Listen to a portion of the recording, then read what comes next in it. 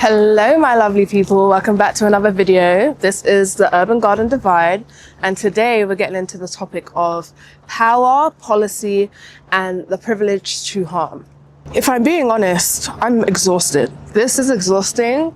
Honestly, more than anything, I'm tired of watching white people cause chaos and harm in a space that is supposed to heal us. And they get to walk away scot-free without any consequences. It really aggravates me.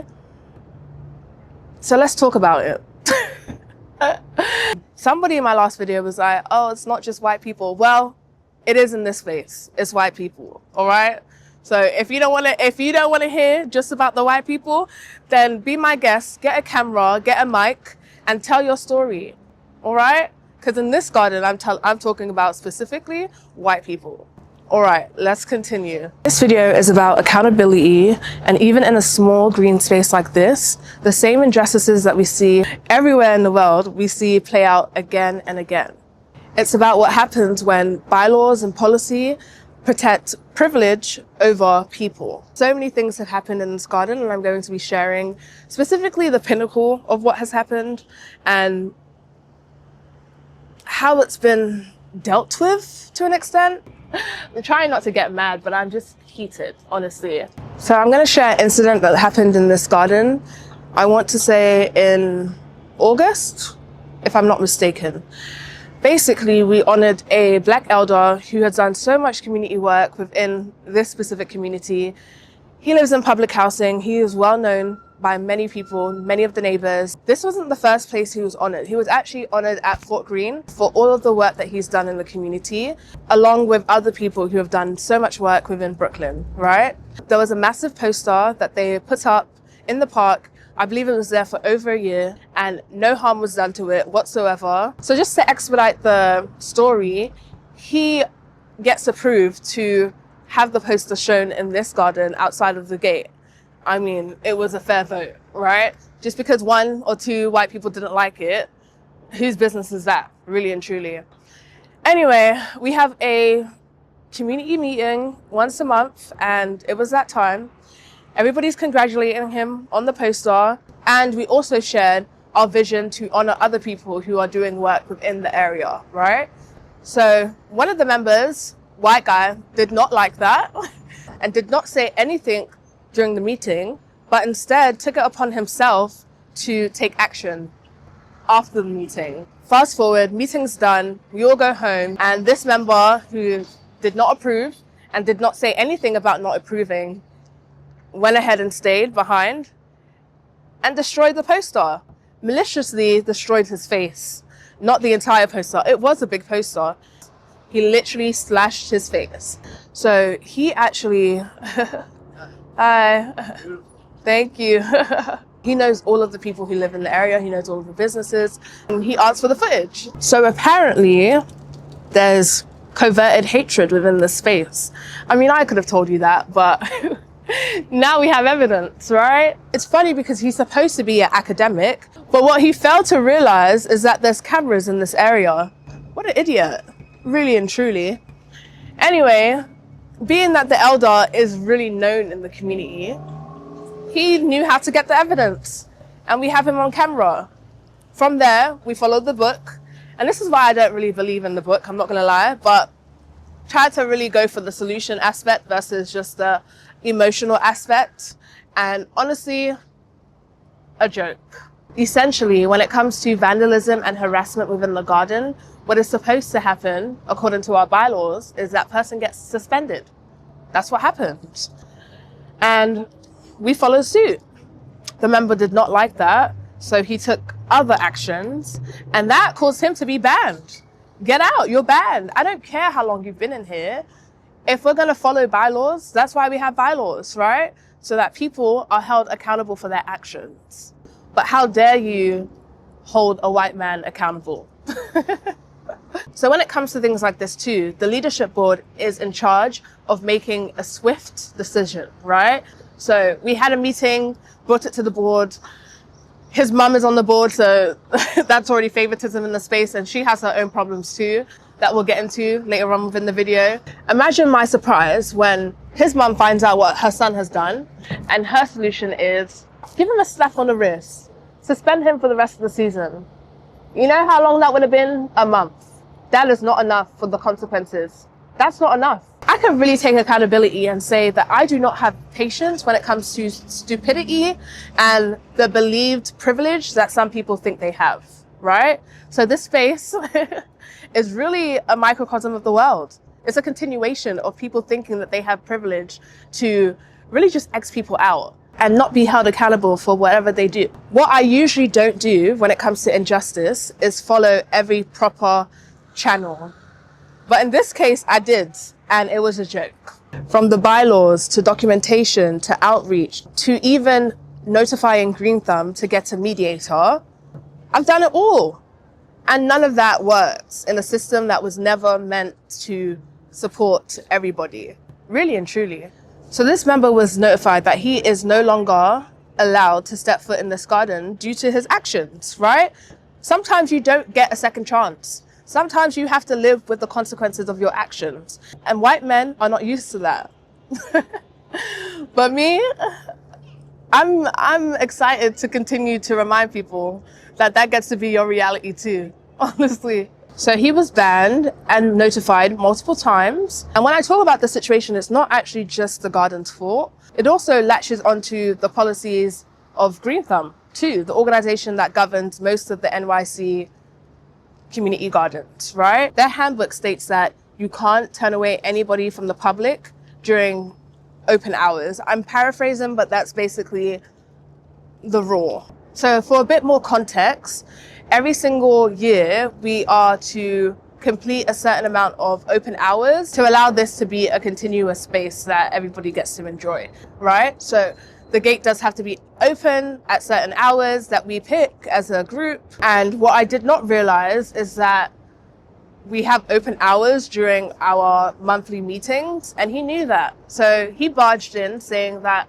I'm a member, I have the right to be here just as much as you do. And let me tell you, that thing escalated, it escalated.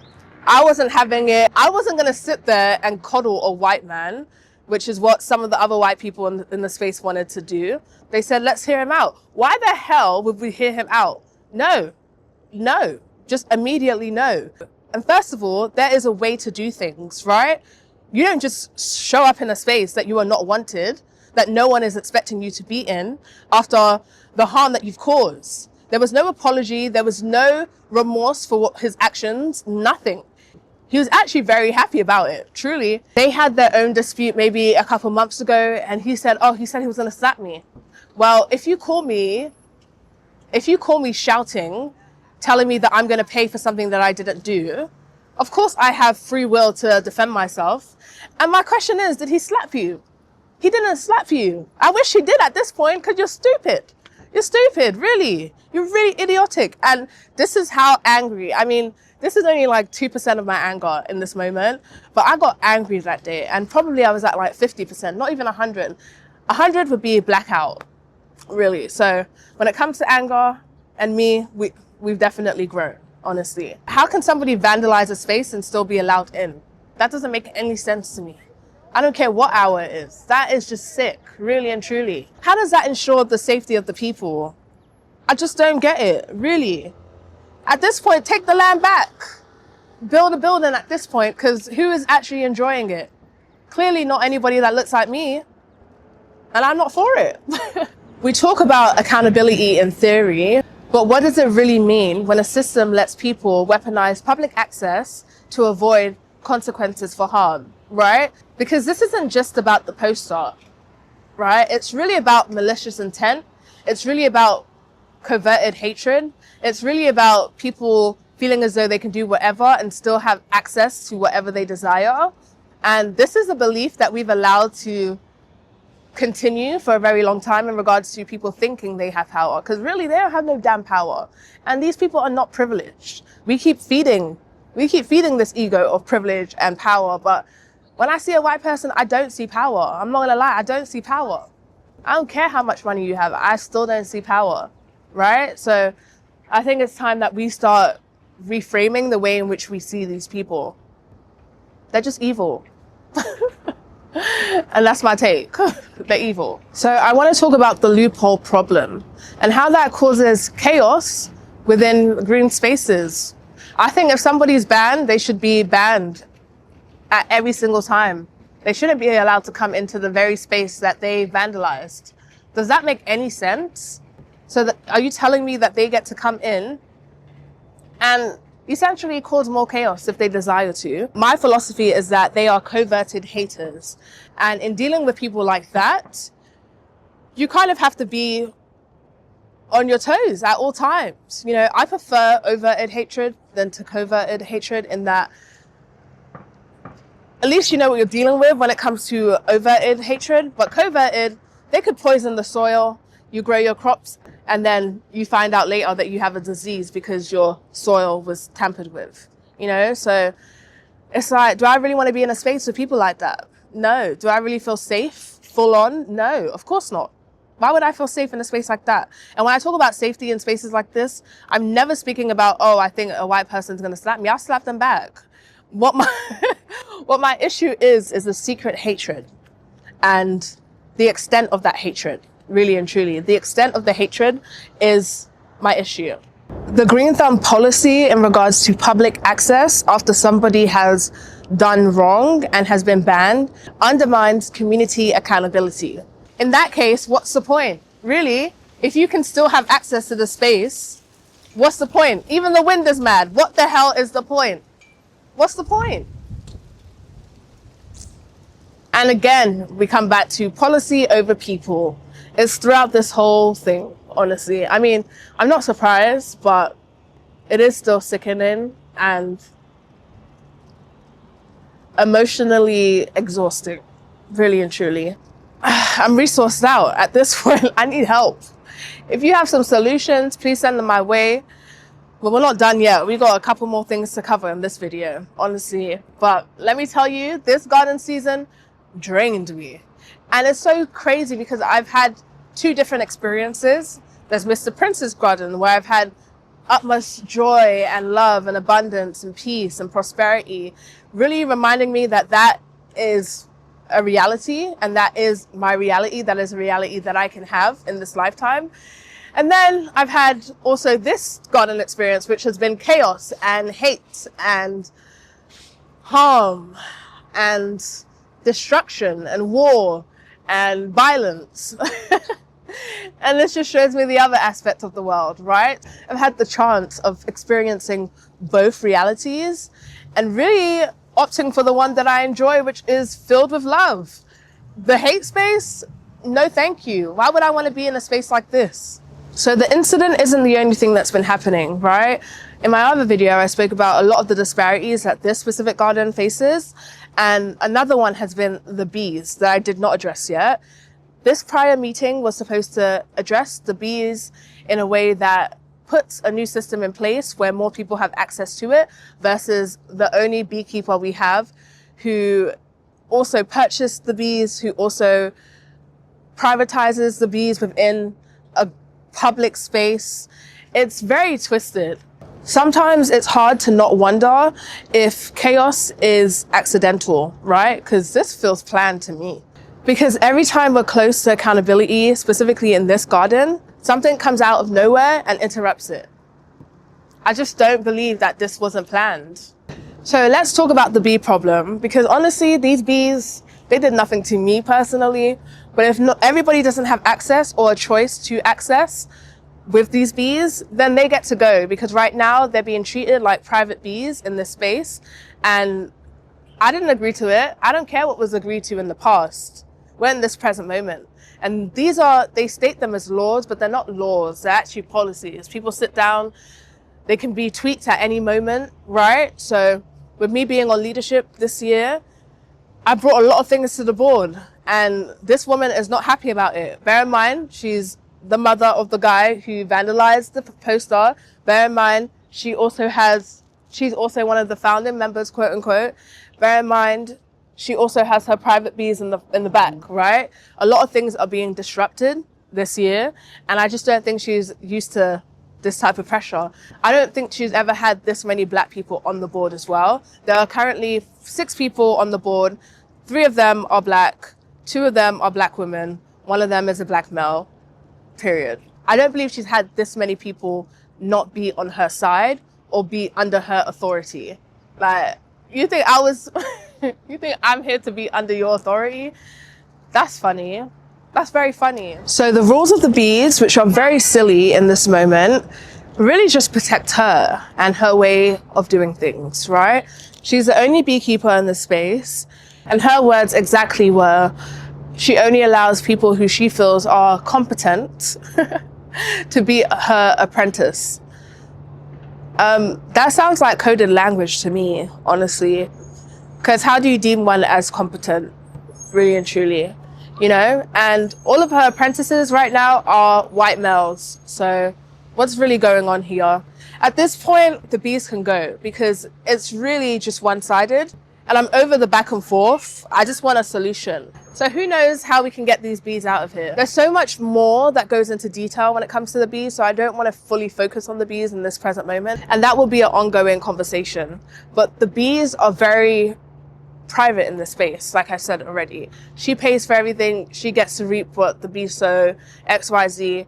And honestly, I think if that's the case, they get to be on private land and not in a public space. Honestly, when it comes to power, privilege, and policy, the bees are a perfect example, right? Because this really isn't about the bees. It's about who gets to hold knowledge, who gets to decide what's valuable, and who gets labeled as incapable.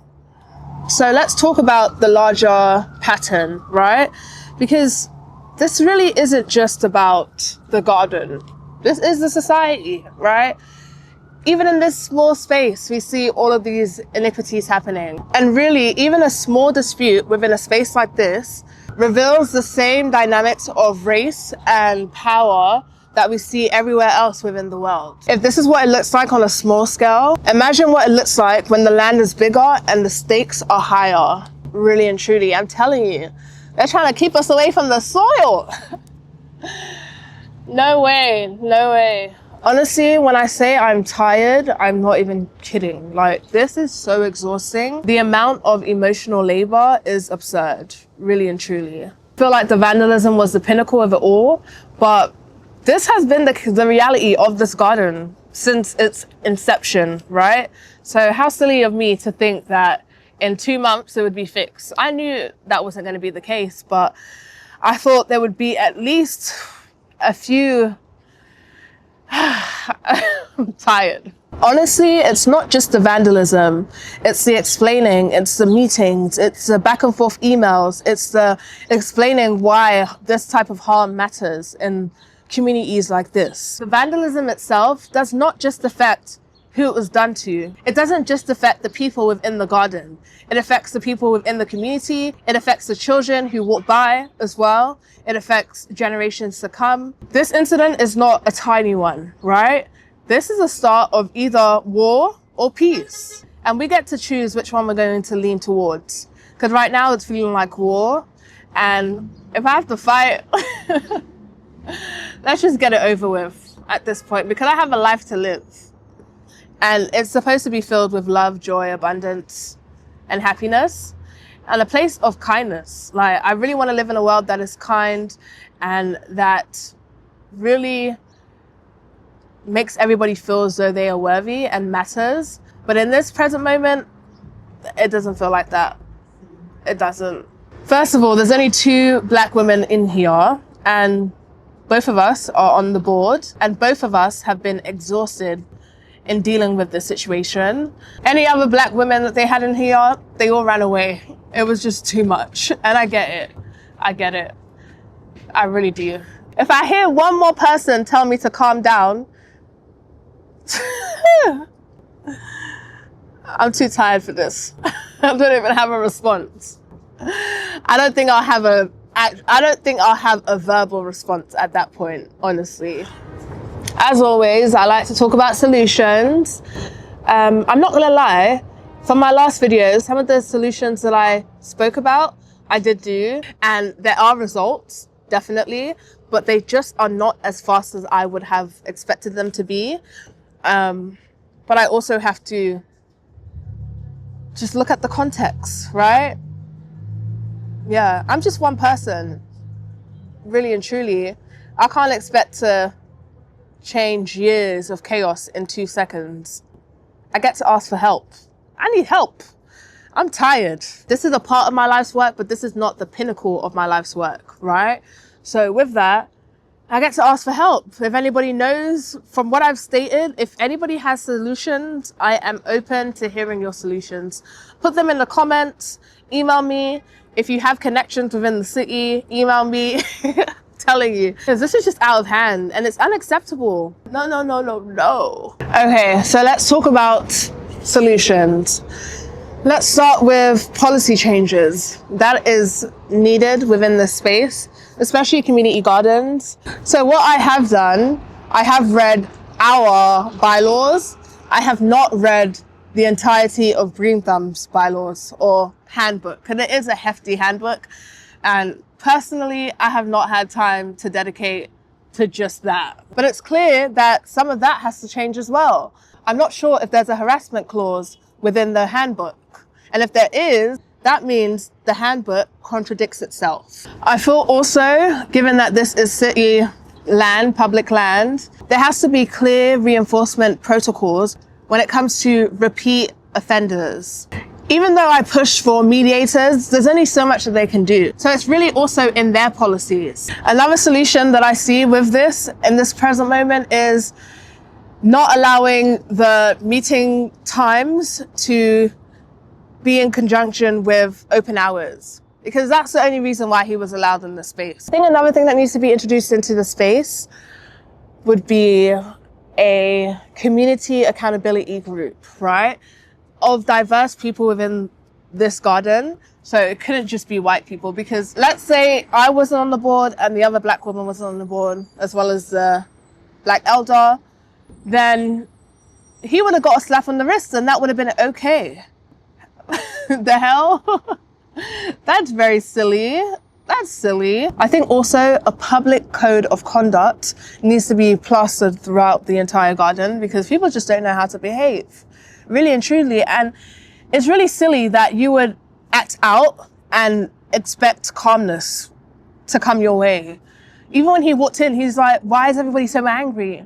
I didn't do anything. What did I do to you? It's not about what you did to me. It's about what you did to the space. At this point, those are the only solutions that are coming up for me. If you have more, please share them in the comments.